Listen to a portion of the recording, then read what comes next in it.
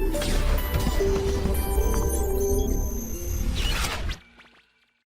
सभी का वापस से हर्षित सर के साथ एक और लेक्चर में। दोस्तों आज हम इसी चैप्टर में, मतलब जिसका नाम जीव जगत है, इसी चैप्टर के एक और पार्ट के बारे में बात कर रहे हैं। और आज मैं आपसे ये बात कह सकता हूँ कि एग्जैक्टली हम लोगों को ये वाली चीज़ पता लग गई है बहुत ही अच्छे से कि आखिर पादप के अंदर इस प्रकार का वर्गीकरण और जंतुओं के अंदर आखिर इस प्रकार का वर्गीकरण क्यों ज़रूरी है। दोस्तों हम लोगों ने जैसा कि हमारे पुराने लेक्चर्स में देखा था कि प्रकृति के अंदर जंतुओं और पादप की बहुत सारी वैरायटीज़ उपस्थित है। अब इतनी सारी किस्में होंगी तो भैया ढूंढने में समय तो लगेगा। अब अगर ढूंढने में जो समय लगता है, अगर वो ढूंढने वाला समय आप कम कर दो तो बल्ले ही बल्ले है भैया, यही बल्ले बल्ले करने हैं बस, और कुछ नहीं। दोस्तों ओवरऑल मैं आपसे ये वाली बात कह सकता हूँ कि अगर आप किसी भी कंडीशन में, अगर आप पादप और जंतु की बात करते हैं तो दोनों को ही आपको अलग अलग तरीके से वर्गीकृत करना पड़ेगा। दोस्तों और इसके लिए हमने पहले बहुत सारी चीज़ें पढ़ी हमारे पुराने लेक्चर्स में। हम लोगों ने ये चीज़ देखी कि आखिर पादप और जंतु के अंदर किस प्रकार से वर्गीकरण होता है। हम लोगों ने ये वाली बात भी देखी बहुत ही अच्छे से, हम लोगों ने ये वाली बात भी देखी कि आखिर पादप और जंतु किस तरीके से अपनी संरचनाओं को नियत करते हैं। दोस्तों हम लोगों ने ये चीज़ देखी कि सजीव और निर्जीव के बीच में आखिर क्या फ़र्क होता है। ओवरऑल हमने डिफरेंसेस के बारे में बात की। हमने देखा कि सजीव और निर्जीव के बीच में आखिर कुछ ना कुछ तो है जो उसके बीच में फ़र्क दिखाता है। और दोस्तों यही उनके एक अभिलाक्षणिक गुण होते हैं, यानी कि एक ऐसे गुण जिन गुणों के द्वारा आप किसी भी जगह पे सजीव और निर्जीव को अलग अलग कर सकते हैं। दोस्तों बात सही होगी। दोस्तों अब जरा एक स्टेप और आगे चलते हैं।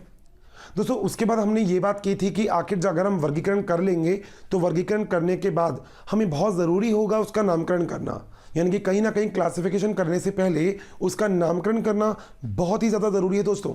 और अगर ये चीज़ ज़रूरी है तो नाम तो भैया दिया जाएगा।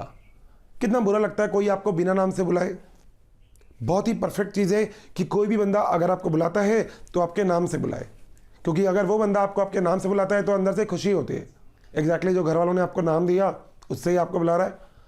मगर देखा जाए दोस्तों, पता है नाम अलग अलग किस्म के हो सकते हैं। भाई आपको जो नाम दिया आपके मम्मी पापा ने वो तो एक नाम है, घर में फिर आपका हो सकता है कोई दूसरा नाम भी हो सकता है आपके दोस्त आपको प्यार से किसी तीसरे नाम से बुलाते हों, अलग अलग नाम। मगर दोस्तों अगर यही बात की जाए तो क्यों ना हम लोग ऐसी बात करें कि सभी जगह पे नाम एक ही जैसे हों, नाम में कोई अंतर नहीं हो, और नाम एक जैसे हों और नाम में अंतर नहीं हो। इसके लिए सबसे बढ़िया चीज़ है नामकरण करना। तो हमने जो नामकरण वाली बात यूज़ की थी उसका नाम था कैरोलस लीनियस की द्विनाम पद्धति।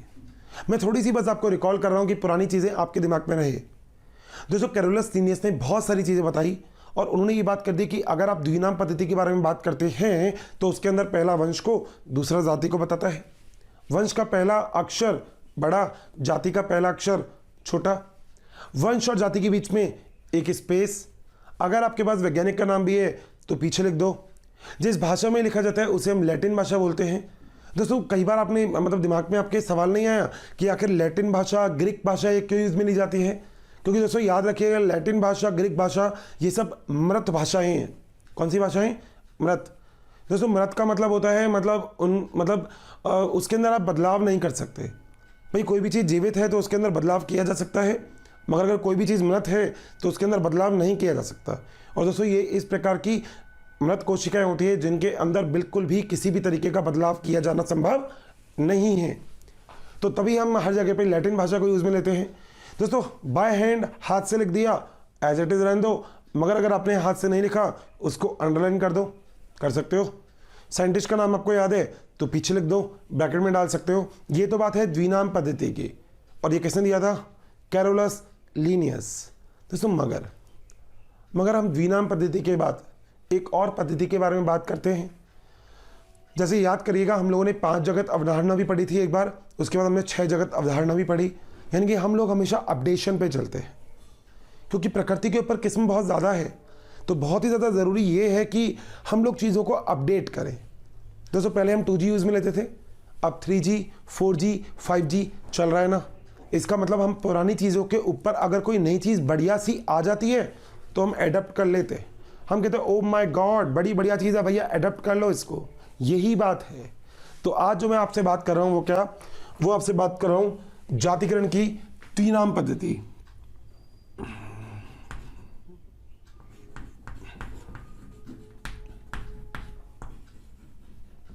की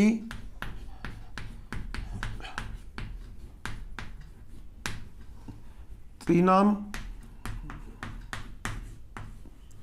पद्धति। दोस्तों देखा जाए तो इसको बोला जाता है ट्राइनोमियल नोमेनक्लेचर।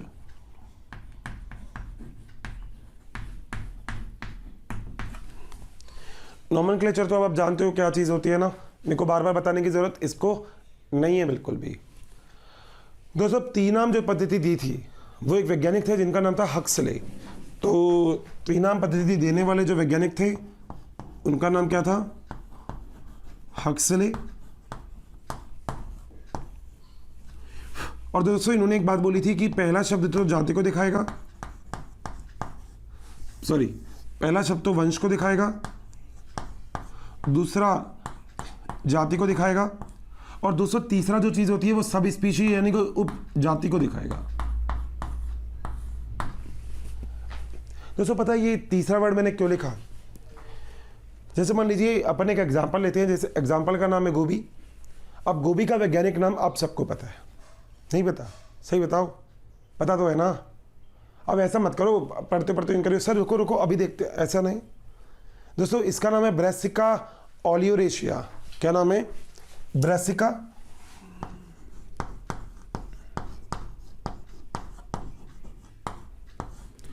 ओलियोरेशिया।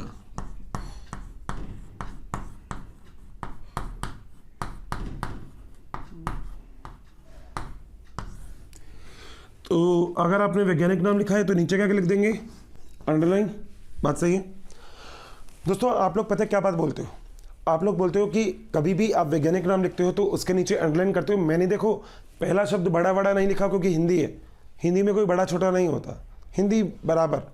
इंग्लिश में होता है ये बड़ा है छोटा है, हिंदी में नहीं है, ठीक है भाई।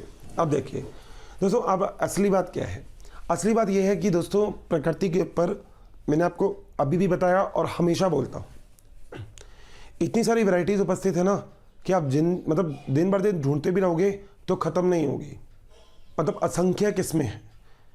मतलब आप लोगों को पता होगा प्रकृति में ऐसे बहुत सारी जगह हैं जिसके बारे में तो इंसान को भी पता भी नहीं है।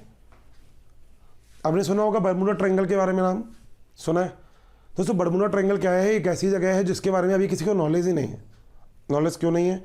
वहाँ पे कोई रेडार ही काम नहीं करते, वहाँ पे जो जाता है वो वापस नहीं आता है, यानी कि पंगे ही पंगे। हमको नहीं पता बर्मुडा ट्रायंगल में क्या चीज़ है, मगर उस जगह का नाम है बर्मुडा ट्रायंगल। इसका मतलब एक ऐसी जगह दोस्तों जो ट्रायंगल शेप के होते हैं ऐसे, मगर उसके बारे में हमें बस इसके अलावा और कोई नॉलेज नहीं है। हम लोग कहते हैं पता नहीं क्या है वहाँ पे। हो सकता है वहाँ पे कोई टापू हो सकता है वहाँ पे कोई ऐसी प्रजाति हो जो पादप की समुद्र के अंदर पाई जाती हो। तो आज तक हमें उसकी नॉलेज नहीं है, इसलिए जैसे जैसे हम चीज़ों को ढूंढ रहे हैं वैसे वैसे हम उसको वर्गीकृत कर रहे हैं। अब दोस्तों यहाँ पे मैं आपसे बात कर रहा हूँ ब्रासिका ओलियोरेशिया के बारे में। दोस्तों ब्रासिका ओलियोरेशिया तो गोभी का नाम है, मगर अगर मैं ब्रासिका ओलियोरेशिया के बारे में उपजाति के बारे में बात करूं तो उसका नाम है कैप्टेटा। यानी कि आप तीसरी चीज याद रख सकते हैं, आप कह सकते हैं कि एक वंश होगा, एक जाति होगी, एक उपजाति होगी। दोस्तों चीजों में मतलब आपको अच्छा नहीं लगता ये चीज की वर्गीकृत ज्यादा हो? भाई एक बात आओ, आप लोगों ने आज जैसे फिजिक्स केमिस्ट्री बायोलॉजी तीनों हैं, मगर फिर भी आप ये चीज़ जानते हो कि बायोलॉजी में अब केवल बायोलॉजी नहीं है, अब बॉटनी और जूलॉजी दोनों हैं, वनस्पति विज्ञान और प्राणी विज्ञान दोनों ही चीज़ें उपस्थित हैं। इसका मतलब हम एक बात बोल सकते हैं, हम एक बात कह सकते हैं कि दोनों चीज़ें उपस्थित हैं। इसका मतलब कहीं ना कहीं ये कि हम लोग वर्गीकृत कर रहे हैं। दोस्तों आगे जाके तो विज्ञान और भी वर्गीकृत होगा। दोस्तों मैं आपको पता है बायोलॉजी के बारे में कुछ नई चीज़ बताना चाहता हूँ। एक्चुअली क्या है, ये वाली चीज़ तो हम देखो पढ़ते रहते हैं, मगर फिर भी आप लोगों को पता होना चाहिए कि वैज्ञानिक नाम हमारे लिए कितने ज़रूरी है। पता है, मान लीजिए आप यहाँ से इंडिया से कहीं बाहर गए विदेश में, और उस जगह पे दोस्तों हिंदी नहीं बोली जाती होगी, नो डाउट। कुछ ऐसी कंट्रीज होती है जहाँ पे आपको लगेगा ही नहीं कि आप इंडिया से बाहर आ गए, क्योंकि वहाँ पे कुछ लोग हिंदी बोलते होंगे। मगर बाहर जाने के बाद हो सकता है एक लैंग्वेज बोली जाती हो जिसका नाम है इंग्लिश। मगर दोस्तों कई सारी जगह ऐसी है जहाँ पे इंग्लिश भी नहीं बोली जाती, तो अब ऐसी जगह पे आप कैसे बोलोगे किसी भी चीज़ को, कुछ भी मांगना है तो अब ये तो लोग भैया गोभी दे दो, वो कहेगा क्या गोभी भैया, वो ऐसे तो नहीं होगा। तो दोस्तों सबसे बढ़िया तरीका, मतलब ये चीज़ वर्ल्ड वाइड है, वो भी अगर नेट पे सर्च करेगा ब्रासिका ओलियोरेशिया तो वो सर्च कर सकता है। आपने बोल दिया भैया ब्रासिका ओलियोरेशिया तो वो सर्च कर सकता है। उसका रीज़न ये है कि कहीं ना कहीं इसका वैज्ञानिक नाम पूरे वर्ल्ड में सब जगह माना जाता है। ये कैरोलस सीनियस की ताकत है, बात समझे। तो दोस्तों इस वजह से हम लोग जातिकरण की त्रिनाम पद्धति यूज में लेते हैं, क्योंकि अब हमने चीज़ों में और जटिलताएं देखी। हमने देखा कि यार इसकी तो एक और उपप्रजाति मिल सकती है जो उससे संबंधित है मगर कुछ अलग है। तो हमने अब वंश, जाति और उपजाति, यानी कि एक मेन ऑफिस, एक उसके नीचे वाला ऑफिस, एक उसके नीचे वाला ऑफिस, 3 ऑफिस हमने बहुत ही अच्छे से बना दिए हैं। और दोस्तों यही चीज़ होती है जिस चीज़ को हम इस तरीके से रिप्रेजेंट करते हैं, और इसको क्या बोला जाता है, जातिकरण की त्रिनाम पद्धति। बताइए मेरी बात सभी मेरे प्यारे जितने भी मेरे दोस्त सुन रहे हैं सबको क्लियर है अच्छे से, दिक्कत तो नहीं है ना। यार देखो पता है बायोलॉजी में सबसे बढ़िया चीज़ क्या रहती है, एक तो डंडा लेके पढ़ाया जाए जो पॉसिबल नहीं है, ठीक है। दूसरी चीज़ बर्डन से पढ़ाया जाए जो भी पॉसिबल नहीं है। मगर तीसरी चीज़ जो पॉसिबल है पता है क्या, कहीं ना कहीं मजाक में, हंसी मजाक में चीज़ें कंप्लीट कर लेंगे, पता भी नहीं लगेगा। यूँ कहोगे उत्तरी सर हो गया क्या, मैं कहूँगा हाँ भैया हो गया, चैप्टर ही हो गया। मतलब विश्वास करिएगा अगले लेक्चर तक चैप्टर कंप्लीट हो जाएगा, ये कोशिश पूरी रहेगी। तो मतलब चैप्टर बहुत छोटे हैं, क्वेश्चन आंसर आते हैं, मगर एक बार आपको स्टडी रीडिंग करने की ज़रूरत है, बस इतना आप लोगों को याद रखना है। और कोई भी दिक्कत कैसी भी किसी तरीके की भी नहीं आएगी। बात क्लियर? चलिए हम जरा आगे, ठीक है। थैंक यू स्टूडेंट, हमें इतना प्यार देने के लिए। डेली काफ़ी संख्या में स्टूडेंट हमारे वीडियोस को देख रहे हैं और उसका लाभ उठा रहे हैं। बच्चों आप सभी से मेरी ये रिक्वेस्ट है कि प्लीज़ नीचे दिए गए डिस्क्रिप्शन में दिए गए लिंक को प्रेस करिए और अपना एनरोलमेंट कराइए। बच्चों इसके साथ ही जिन बच्चों को यहाँ पर डाउट सेशन की भी ज़रूरत है, साथ ही मटेरियल्स की भी ज़रूरत है, वो सभी हमारे प्रीमियम कोर्सेज़ को भी रजिस्ट्रेशन करवा सकते हैं। दोस्तों अब एक्चुअली मैं अगर आपसे सारी बात करता हूं तो इसके बाद एक और चीज़ आती है जिसे बोलते हैं सिस्टमैटिक्स। क्या होता है सिस्टमैटिक्स, मतलब चीज़ों को सिस्टम से बिठाना। नाम देखो कितना अच्छा है। तो दोस्तों अगली जो चीज़ है उसका नाम है सिस्टमैटिक्स।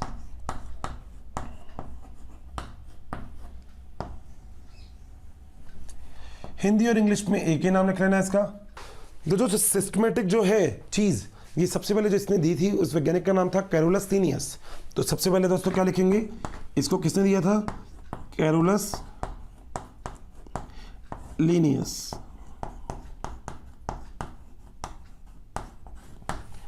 दोस्तों क्या क्या चीज़ रखता है, एक्चुअली हम लोग ये चीज़ देखते हैं कि जीवों के अंदर क्या पाई जाती है, विविधताएं, मतलब डिफरेंसेस। अगर तो कुत्ते भी आपको दिखेंगे ना, डॉग दिखेंगे सड़क पे भी, तो वो दोनों भी अलग अलग होंगे। इसका मतलब जो पहली चीज़ है वो है जीवों में विविधता।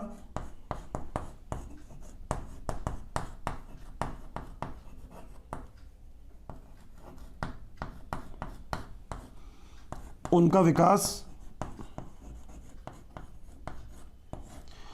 और तीसरी चीज दोस्तों उनका तुलनात्मक अध्ययन।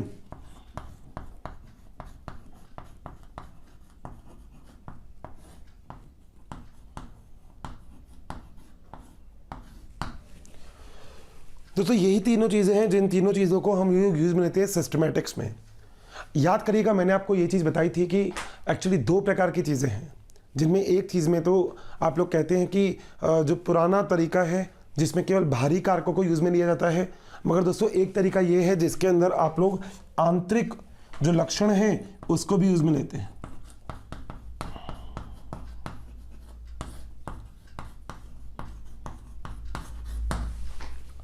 यानी कि ना केवल बाहरी लक्षण, दोस्तों आप लोग कौन से लक्षण यूज में लेते हैं, आंतरिक लक्षण। दोस्तों चीजें हो सकता है बाहर से आपको एक जैसी दिखें, मगर उसका मतलब ये बिल्कुल भी नहीं है कि वो एक जैसी हैं। हो सकता है आपके पास 2 पेन हो और आपको दिखता हो बाहर से कि दोनों पेन एक ही कलर के चलते हों, मगर हो सकता है एक पेन के अंदर रिफिल कुछ अलग हो। पॉसिबल है ना, यही तो चीज़ है जो सिस्टमैटिक्स है। पता है घर वाले भी हमेशा बोलते हैं, शायद आपको बोलते होंगे, मतलब मुझसे तो कई बार बोलते थे, यूँ कहते थे हर्षित यार सिस्टम बना अपना। सिस्टम बना अपना मतलब एक तरीके से चलो। दोस्तों एक तरीका होता है कि फर्स्ट के बाद सेकंड क्लास में, सेकंड के बाद थर्ड क्लास में, fourth, fifth, six, 7, 8, 9, 10th, 11th, 12th ऐसे ही चलते हो। कोई ऐसा नहीं चलता कि पहले 12th पढ़ रहा है उसके बाद 10th पढ़ रहा है, कोई मतलब ही नहीं है।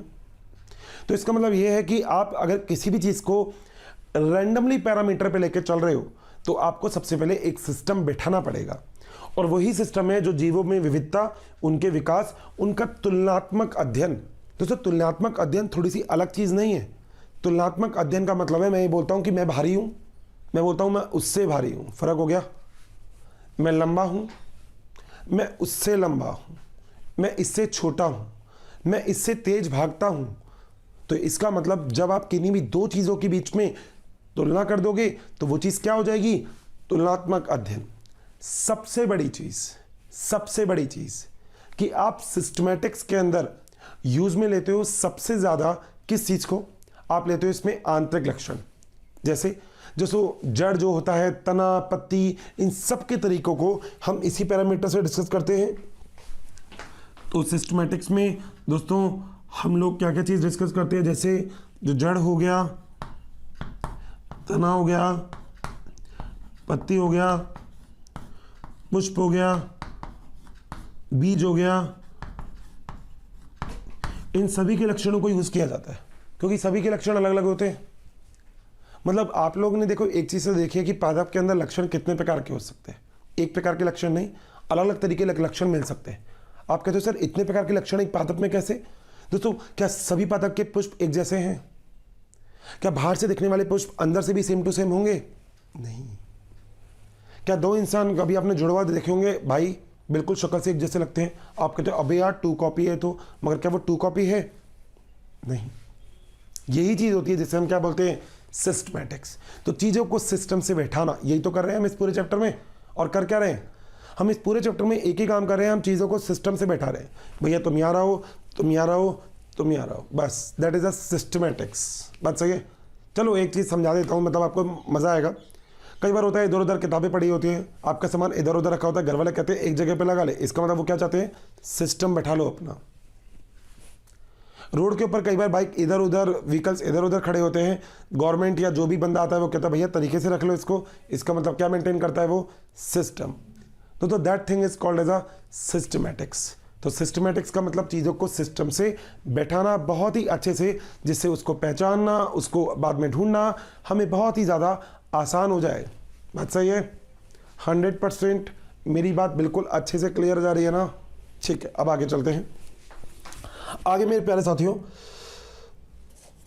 एक बहुत ही बढ़िया चीज़ आती है जिसका नाम आता है कि आखिर फिर जो हमने वर्गीकी की इसका महत्व क्या था। तो एक पॉइंट, ये सब कुछ करने के बाद मैं एक बात आपको लिख सकता हूं कि जो वर्गीकी है का महत्व क्या है। Importance of classification. भाई मैं आपको पढ़ा रहा हूं, उसका कोई महत्व है। आपके पापा आपको पढ़ने के लिए बोलते होंगे, मम्मी बोलते होंगे, उसका एक महत्व है। आप खेलने के लिए जा रहे हो, उसका एक महत्व है। आप जिम जा रहे हो, उसका एक महत्व है। इसका मतलब वर्गीकी का क्या महत्व है? पहला, दोस्तों खोजना आसान हो जाता है इसमें। क्या आसान हो जाता है? खोजना आसान। खोजना आसान का मतलब ढूंढना भी आसान हो जाता है। ठीक है, इसमें अध्ययन करना आसान हो जाता है फिर उस चीज का।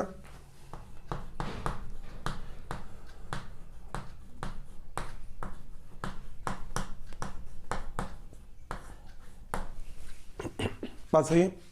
आपस में जो संबंध होते हैं वो बताना भी आसान हो जाता है।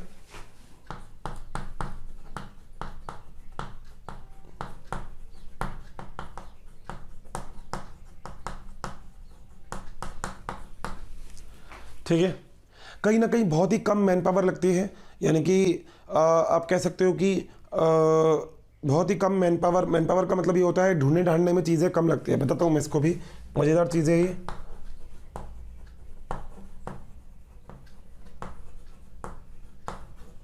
और दोस्तों जो परिणाम होता है वो शुद्ध प्राप्त होता है, यानी कि त्रुटि युक्त।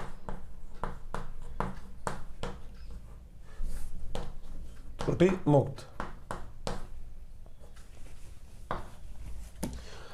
दोस्तों क्या क्या चीज़ है, अगर आपने चीज़ों को बहुत ही अच्छे से मैनेज किया ना तो आप लोगों को उसको ढूंढना आसान हो जाएगा।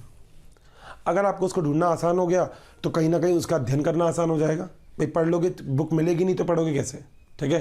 तीसरी चीज़, आपस में संबंध करना बहुत आसान हो जाएगा। मतलब आप रिलेशन कर सकते हो। अगर दो बुक आपके सामने सामने हो तो आप बोल सकते हो ओहो इसने ये लिखा, इसने ये लिखा, और आपको पता ही नहीं एक बुक आपकी कहाँ रखी हुई है, तो मुश्किल हो जाती है। मैन पावर कम लगता है। कई बार ऐसा होता है कि हम लोग कोई चीज़ कहीं रख के भूल जाते हैं, अगले दिन ढूंढ रहे होते हैं, पूरे घर वाले तैयार हो जाते हैं कि भाई चलो ढूंढो भाई, मिल नहीं रही, ढूंढो भाई ढूंढो, आ जाओ। इसका मतलब मैन पावर ज़्यादा लगती है। बड़े भाई, छोटे भाई, मम्मी पापा, सब के सब जितने भी हैं सब ढूंढ रहे होते हैं, भैया देखो देखो कहाँ रखी है, और आप बैठ रहते हो पता नहीं मेरे को तो ध्यान ही नहीं आ रहा मैंने कहाँ रख दी, ये चीज़। और दोस्तों परिणाम त्रुटि युक्त मुक्त होता है, मतलब त्रुटि होती ही नहीं है, गलती होने की संभावनाएं कम हो जाती है। बात सही है। तो ये कुछ चीज़ें हैं जो हम लोग यहाँ पर देखते हैं कि आखिर जो वर्गीकी हमने की उस वर्गीकी का महत्व क्या है। आपस में अंतर संबंधी बताए थे, यानी कि दोनों के बीच में संबंध क्या है। तो ये जो संबंध है, ये सब चीज़ें हैं, ये सब चीज़ें यहाँ पे वर्गीकी के द्वारा आपको बहुत ही आसानी से मिल सकती है। बात क्लियर? अच्छे से खोपड़ी में बैठ गई ना, दिक्कत तो नहीं है ना, बस इतनी सी बात याद रखना, प्रॉब्लम नहीं होनी चाहिए बस, और कुछ नहीं। ठीक है भाई, आगे चलें फिर, फटाफट से ये चीज़ का स्नैपशॉट लो, अपन आगे चलेंगे। फिर दोस्तों चलें थोड़ा सा और आगे। दोस्तों अब हम एक और टॉपिक के बारे में बात करेंगे जिसका नाम है वर्गीकी संवर्ग। देखो देखा जाए तो मैंने अभी भी आपको ये चीज़ बताई कि प्रकृति के अंदर चीज़ें बहुत ज़्यादा है और उनको मैनेज करना है तो फिर वर्गीकी करना बहुत ज़्यादा ज़रूरी होगा। तो आखिर ये वर्गीकी के जो संवर्ग हैं ये क्या चीज़ है दोस्तों, इसको हम सच में इंग्लिश में बोलते हैं टैक्सोनॉमिकली हायरार्की। तो अभी हम उसी चीज़ के बारे में बात करते हैं, नाम है वर्गीकी संवर्ग। दोस्तों सबसे पहली बात एक चीज़ आपको याद रखनी है, वर्गीकी की ना कोई एक पद नहीं है, इनके अंदर बहुत सारी चीज़ें उपस्थित होती है। ठीक है, तो पहला पॉइंट अपन मेंशन करेंगे, वर्गीकी एक पद नहीं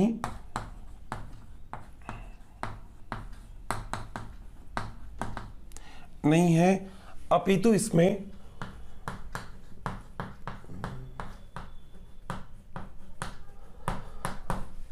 अनेक पद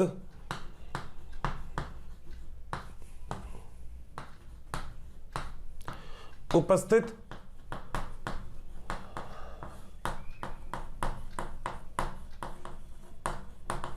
होते हैं। दोस्तों इसका मतलब ये चीज़ है कि वर्गीकी की अगर मैं आपसे बात करूं तो मैं आपसे ये कह सकता हूं कि वर्गीकी एक पद नहीं है। ठीक है, बहुत सारे पद होंगे जो वर्गीकी के अंदर क्या होंगे, उपस्थित। पॉइंट नंबर सेकंड की अगर हम बात करते हैं, जो अनेक जो पद होंगे ना दोस्तों, इन पदों को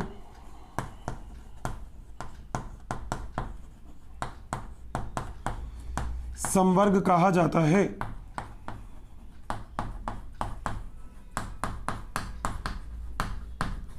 यानी कि जो पद के अंदर, मतलब हम ये नहीं कहते कि एक पद है, बहुत सारे पद होते हैं और इन पदों को हम क्या बोलते हैं, संवर्ग। अगला पॉइंट दोस्तों ये संवर्ग कौन कौन से होते हैं जरा उनके बारे में बात कर लेते हैं। दोस्तों यह संवर्ग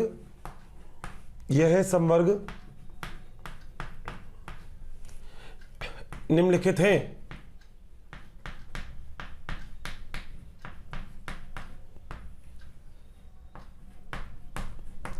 दोस्तों कौन कौन से हैं, मैं आपको इंग्लिश और हिंदी दोनों में बता रहा हूं। पहले इंग्लिश में बात कर लेते हैं। दोस्तों ये है किंगडम।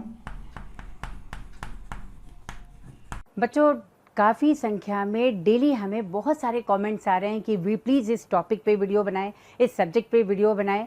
तो आप सभी से मेरी रिक्वेस्ट है कि प्लीज़ हमारे यूट्यूब चैनल को सब्सक्राइब करें और उसमें दिए गए बेल आइकन को प्रेस करें ताकि टाइम टू टाइम आपको नोटिफिकेशन मिलता रहे। बच्चों हम ऐसा इसलिए कह रहे हैं कि बहुत सारे बच्चे उसी टॉपिक की रिक्वेस्ट करते हैं जो ऑलरेडी हमारे चैनल्स पे दिए हुए हैं। तो आप सभी से रिक्वेस्ट है कि आप सभी जो है उस चैनल पे जा कर के उन सारे वीडियोस का लाभ ज़रूर उठाएं। Phylum, class, order, family, genus, species,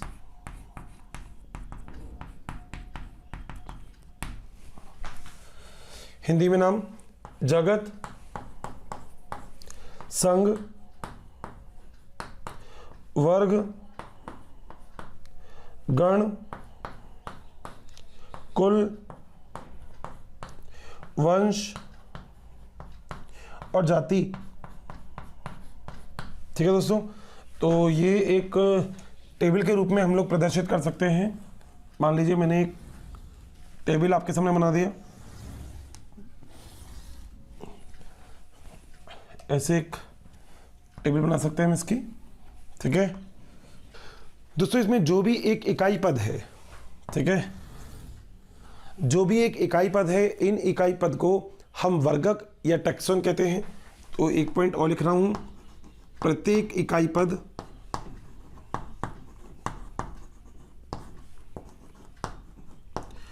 वर्गक, इंग्लिश में क्या बोलते हैं, टैक्सॉन कहा जाता है।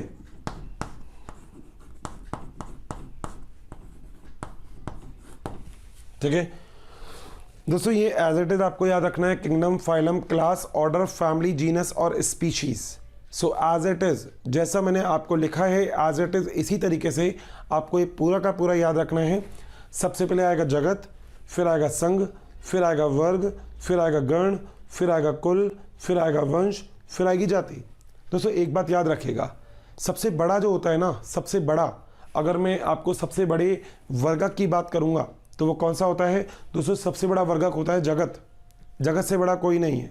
ठीक है, और सबसे जो छोटा होता है दोस्तों वो होती है जाति।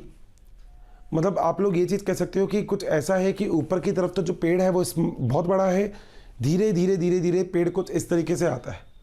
दोस्तों मतलब आप ये चीज़ समझ सकते हो कि एक जाति में, मतलब एक वंश में कई सारी जाति हो सकती है। पता है कैसे है, मैं आपको बताता हूँ। जैसे एक जगत में कई सारे संघ होंगे, एक संघ में कई सारे वर्ग होंगे, एक वर्ग में कई सारे गण होंगे, एक गण में कई सारे कुल होंगे, और एक कुल में कई सारे वंश होंगे, और एक वंश में कई सारी क्या होंगी, जातियाँ। दोस्तों यहाँ पे आप अगर ध्यान से देख रहे हो तो एक चीज़ आपको देखने को मिलेगी। पता क्या, आपको ये देखने को मिलेगा कि किंगडम से लेकर जब आप स्पीशीज तक जाते हो तो पता है विभिन्नताएं बढ़ती है। क्योंकि हम दो प्रकार के जगत की बात करते हैं, एक पादप जगत, एक जंतु जगत, दो ही प्रकार के जगत बोलते हैं। 5 जगत और 6 जगत की अवधारणा की बात अलग है। मगर अगर मैं आपसे जगत की बात करूंगा तो आप कहोगे सर 2 जगत लिख लो, एक पादप एक जंतु जगत। इसका मतलब जगत के वर्गीकरण अलग अलग तरीके से हो सकता है मेरे प्यारे साथियों। Got this? समझ में आ गई बात? अब देखिए दोस्तों, मान लीजिए मैं आपको इन सब चीज़ों के बारे में बताऊं तो मैं यहाँ पे एक और टेबल खींच सकता हूं। अब आप कहोगे सर ये जो आपने टेबल खींची है ये किस लिए खींची है, वो भी देखो बता रहा हूं।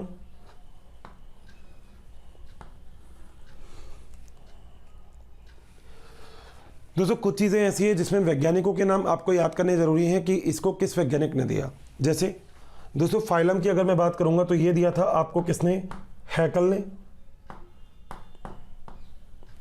इसके बाद क्लास वाली चीज़ दी थी कैरोलस लीनियस, बहुत बार आएंगे भाई साहब। तो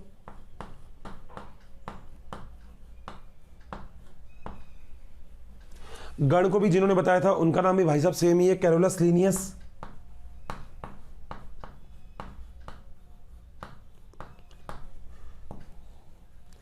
दोस्तों कुल जरूर बीच में कुछ अलग आ गया, ये एक वैज्ञानिक है जिनका नाम है बुश्चली, है ना, जो ब्रुश लेके चल दिए।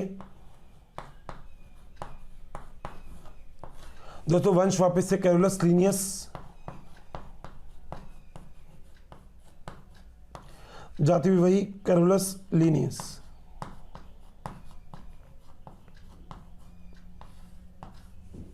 ठीक है दोस्तों, पता है मतलब एक बात आप लोग समझने की कोशिश करिएगा।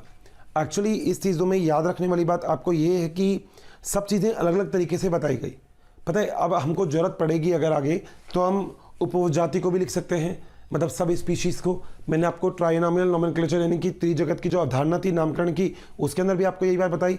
मतलब ये आप लोगों के ऊपर डिपेंड करता है कि एग्जैक्टली एक चीज़ उपस्थित है या 2 चीज़ उपस्थित है। अगर मान लीजिए कभी भी किसी तरीके में आपको लगता है कि यहाँ पे 3 चीज़ है तो दोस्तों अब आप ट्राइनोमियल नोमेनक्लेचर की बात कर सकते हो, यानी कि त्रिजगत की अवधारणा हो जाएगी। तो आप इसको अपने अकॉर्डिंग जैसा आप चाहें आप वैसा इसको परिष्कृत कर सकते हैं, उसमें कोई भी दिक्कत नहीं है किसी तरीके की। तो दोस्तों यहाँ तक आप लोगों को एक बात समझनी चाहिए, और वो की चीज़ क्या, कि अगर हमें कभी भी किसी भी चीज़ की या किसी भी जाति की या किसी भी जीव की पूरी संपूर्ण विवेचना देनी है, हमको उसके पूरे खानदान के बारे में बताना है, ऐसा मान लो कुछ, तो दोस्तों सबसे अच्छा तरीका है वर्ग की संवर्ग। वर्ग की संवर्ग केवल एक नाम नहीं है, इसके अंदर बहुत सारे क्या पाए जाते हैं, वर्गक पाए जाते हैं। तो जितने भी वर्गक आपको हैं यहाँ पे आपके सामने, ये सारे वर्गक अलग अलग तरीके से आप लोगों ने दे रखे हैं। बात सही है दोस्तों। मैं आपको यहाँ पे अभी एक एग्जाम्पल बताऊंगा कि आखिर मनुष्य का जो वर्गीकी संवर्ग है वो किस तरीके से आप लिखते हो। Got this. तो उसके बाद ही हम बात करेंगे कि यहाँ पे एक एक चीज़ के बारे में कि जगत क्या होता है, संघ, वर्ग, गण, कुल, वंश और जाति आखिर क्या चीज़ होती है। ठीक है, तो चलिए मिलते हैं फिर। फटाफट से इसको एक स्नैपशॉट कीजिएगा, नोट करिएगा, फिर मिलते हैं फटाफट से आगे के टॉपिक में। ठीक है भाई, यहाँ तक की बात सबको क्लियर। अब चले जा रहा थोड़ा सा और आगे दोस्तों। अब हम बात करेंगे एक एग्जाम्पल के द्वारा कि आखिर किस तरीके से हम ये पूरा का पूरा सिस्टम लिखते हैं। दोस्तों लिखने के लिए सबसे बढ़िया तरीका जो आपके एग्जाम्पल में है वो है मनुष्य। बहुत ही अच्छा उदाहरण, मनुष्य को जानते हो सब, इसे हम ह्यूमन बीइंग बोलते हैं, ह्यूमन बीइंग। दोस्तों मनुष्य का वैज्ञानिक नाम क्या होता है, बिल्कुल सही, मनुष्य का वैज्ञानिक नाम होता है होमो सैपियंस।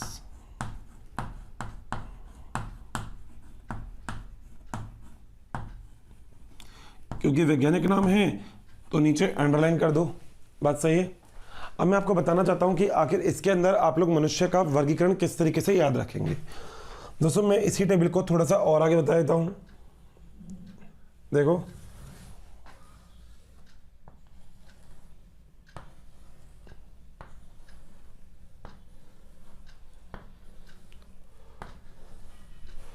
ठीक है भाई, मनुष्य के लिए बात करें दोस्तों तो सबसे पहली बात जो जगत होता है मनुष्य का वो कौन सा होता है, जंतु जगत।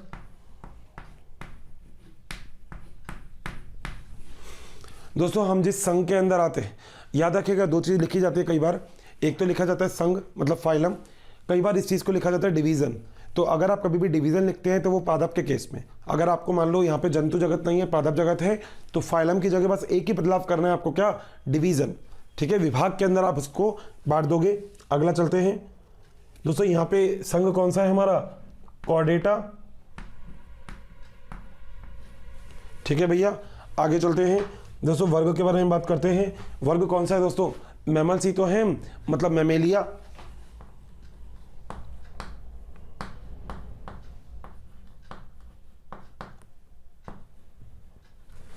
दोस्तों गण है प्राइमेट्स, सो गण को भी लिखेंगे।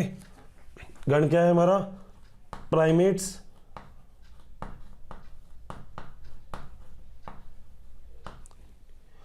दोस्तों कुल हमारा है होमिनिडी।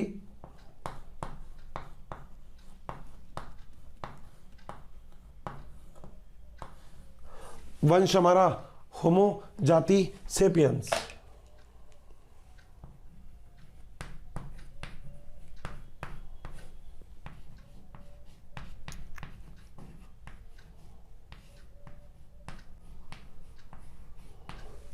अच्छा ये यहाँ तक किसी को भी दिक्कत, 100%। ठीक है दोस्तों, ये एक छोटी सी चीज़ है जो हम वर्गीकरण के अंदर बताते हैं, मगर एक बात याद रखिएगा, कभी भी आप वर्गीकरण देखोगे ना दोस्तों तो वो ऐसे सीधा नहीं लिखा जाता, वो तिरछा लिखा जाता है। तो ये वाला एक पॉइंट और भी इंपॉर्टेंट है, तो प्लीज़ याद रखिएगा।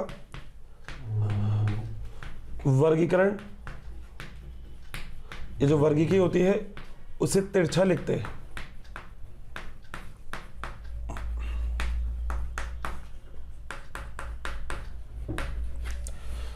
दोस्तों तिरछा का मतलब क्या होता है, ऐसे जैसे पहले आपने लिख दिया जगत, जगत के बाद लिख दिया संघ, संघ के बाद लिख दिया वर्ग, वर्ग के बाद गण, गण के बाद कुल, कुल के बाद वंश और वंश के बाद जाति। तो दोस्तों आप थोड़ा सा तिरछा लिखते हो इसको, कभी भी सीधा नहीं लिखते। ठीक है, तो याद रखिएगा इसे कैसा लिखा जाता है, तिरछा लिखा जाता है।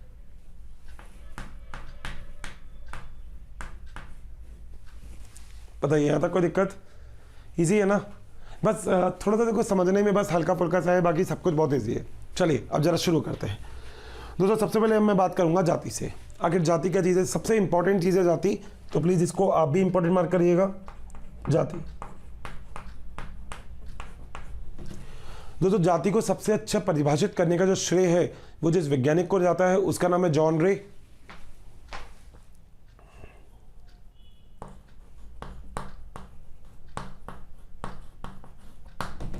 और दोस्तों इन्होंने इसको कब बताया था? लगभग 1693 के आसपास।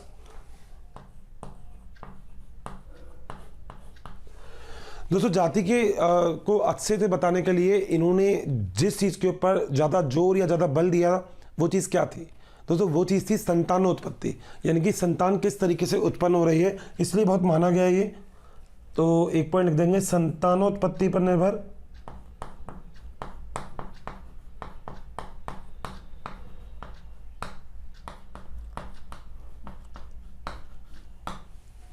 ठीक है दोस्तों, क्या बोला था इन्होंने?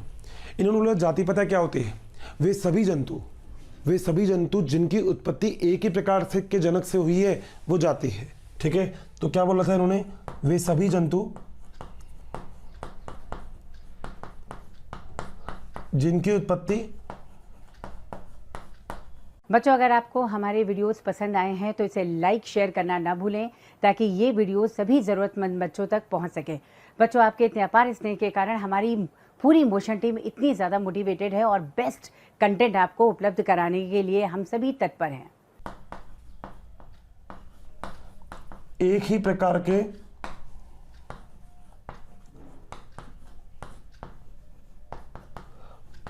जनक से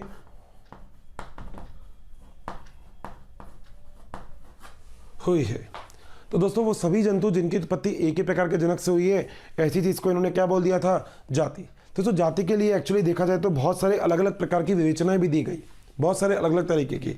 मतलब कुछ ने कुछ और बोला, कुछ ने कुछ और बोला, मगर देखा जाए तो बायोलॉजी मानती है एक्सपेरिमेंट प्रूफ, यानी कि ऐसी चीज़ जिसको आप प्रयोगों के द्वारा पूर्ण रूप से डिस्कस कर सको, बता सको, वो वाली चीज़। तो दोस्तों इन्होंने जाति को जो जॉन रे ने बताया था उनकी कहीं ना कहीं बात क्लियर है। हम लोग ये कह सकते हैं समान जाति आपस में इंटरबीट कर सकती है। इंटरबीट का मतलब क्रॉस कर सकते हैं। तो दोस्तों ये सबसे महत्वपूर्ण उदाहरण है जाति को प्रदर्शित करने का। बात सही है दोस्तों। अब जैसे मैंने आपसे जाति की बात की, ऐसे ही जो जाति होती है वो किसके अंदर पाई जाती है? वंश में। दोस्तों बहुत बड़ा वंश हो सकता है मगर उसके अंदर बहुत सारी जातियां हो सकती है, ये वाली बात आपको याद रखनी है। आइए चलिए जरा आगे वाले टॉपिक में हम इन सभी नीचे से ऊपर चलते हुए इन सभी टॉपिक को बहुत ही अच्छे से डिस्कस करते हैं।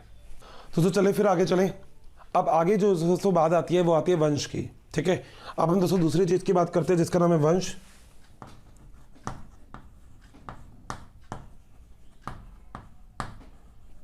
दोस्तों वंश के लिए एक पॉइंट याद रखिएगा, निकटवर्ती और आपसे संबंधित जो जातियां हैं वो एक ही वंश के अंदर आती है। बहुत ही बढ़िया डेफिनेशन है, निकटवर्ती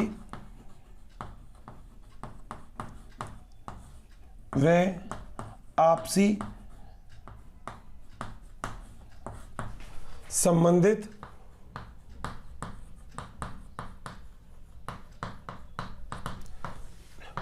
जातियां एक ही वंश में आती है।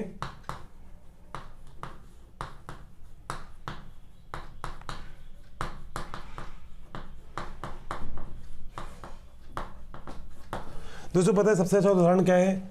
इसमें बहुत अच्छा उदाहरण है मनुष्य का। पता है होमो तो दोस्तों क्या है? होमो हमारा है वंश, मगर इसके अंदर जातियां बहुत सारी होती है। जैसे याद करने का बहुत ही अच्छा तरीका है, जैसे हम बोलते हैं, मतलब उदाहरण स्वरूप मैं आपसे बात कर सकता हूँ। उदाहरण देके, उदाहरण एक हो सकता है इसमें, जिस उदाहरण को हम बोलेंगे द बेस्ट एग्जाम्पल इज, और वो उदाहरण क्या है? होमो सैपियंस यानी कि मनुष्य।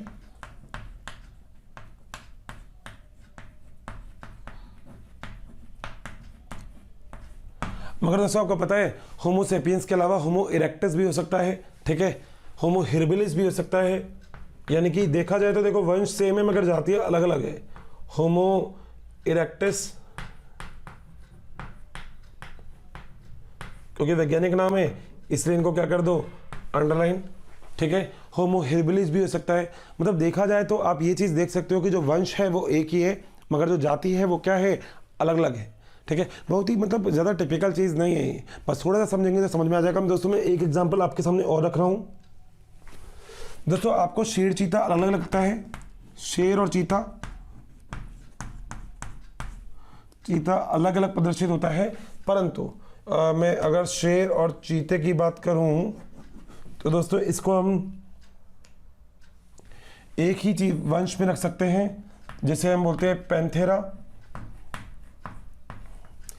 जैसे दोस्तों Panthera leo, Panthera tigris, Panthera pardus, ये कुछ एग्जाम्पल है। जैसे पैंथेरा लियो,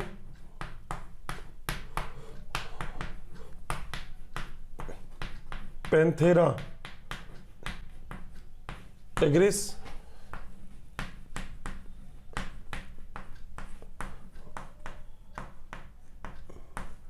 पैंथेरा पार्डस, ये कई सारे। ठीक है, देखो मैं आपको एक एग्जांपल और देता हूं दोस्तों। आप लोगों ने कभी सोचा कि जो कुत्ता है और जो भेड़िया है क्या वो एक है?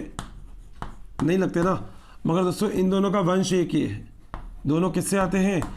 कैनिस वंश से। देखो मतलब कुत्ता और भेड़िया दोनों नो डाउट देखने में बिल्कुल अलग लगते हैं और दोनों का अलग क्रेज है। कुत्ते घर पे होते हैं, पाल भी सकते हो आप, मगर भेड़ियों को नहीं पाला जाता। ठीक है, मगर फिर भी देखो दोस्तों एक में ही है। अगली चीज आपने सुना आलू और बैगन,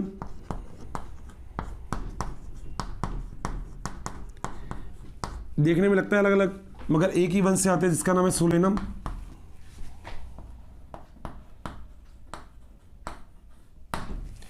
बात सही है? याद है दोस्तों, किसी को कोई दिक्कत वंश के बाद? अच्छे से मेरी बात बहुत ही अच्छे से क्लियर होगी। ठीक है, आगे चलते हैं दोस्तों। आगे हम बात करते हैं गण के बारे में।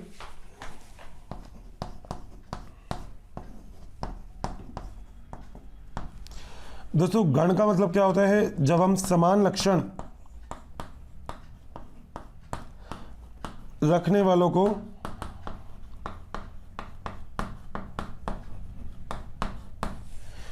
एक साथ रखें।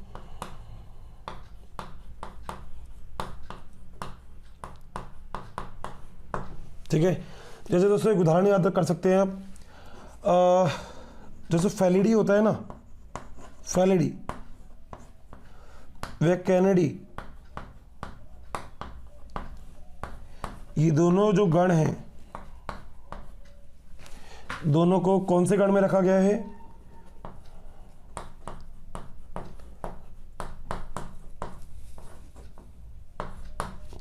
दोनों को रखा गया दोस्तों कार्निवोरा में। किसमें? कार्निवोरा। हम बोलते हैं ना कार्निवोरस है, मतलब हम लोग एक चीज़ कहते हैं कि ये मांसाहारी होते हैं। वैसे कार्निवोरस जनरली आप लोगों को ऐसे देखने को मिलेगा कि ये क्या है? मांसाहारी। दोस्तों गण के बाद अगली चीज़ पे जाते हैं, जिसे हम बोलते हैं वर्ग। एक समान लक्षण रखने वाले गणों के समूह।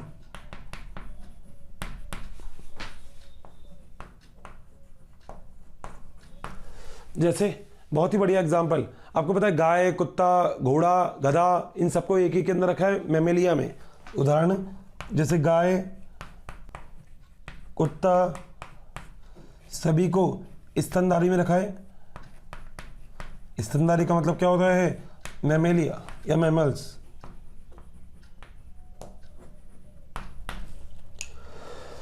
इसके बाद दोस्तों अगली चीज आती है क्या? जैसे हम बोलते हैं वंश। ठीक है दोस्तों, वंश क्या चीज होती है पता है आपको? ठीक है, वंश तो खैर हो गया ना। ठीक है, वंश तो हो गया। अगली जो चीज है वो है संघ। संघ दोस्तों, संघ क्या चीज होती है बता सकता है कोई? नहीं दोस्तों, संघ तो नो डाउट अब आपको पता है, संघ और जाति तो ये दोनों चीज़ तो आपको पता ही है अच्छे से। तो संघ क्या चीज़ होती है दोस्तों? ऐसे वर्गों का समूह जिसमें समानता हो,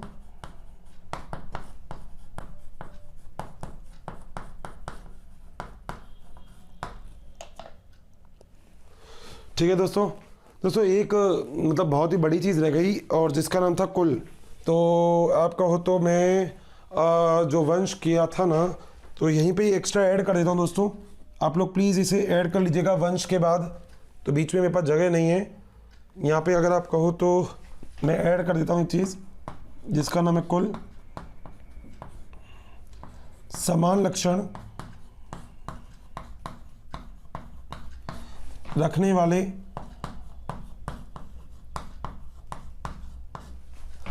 वंशों का समूह।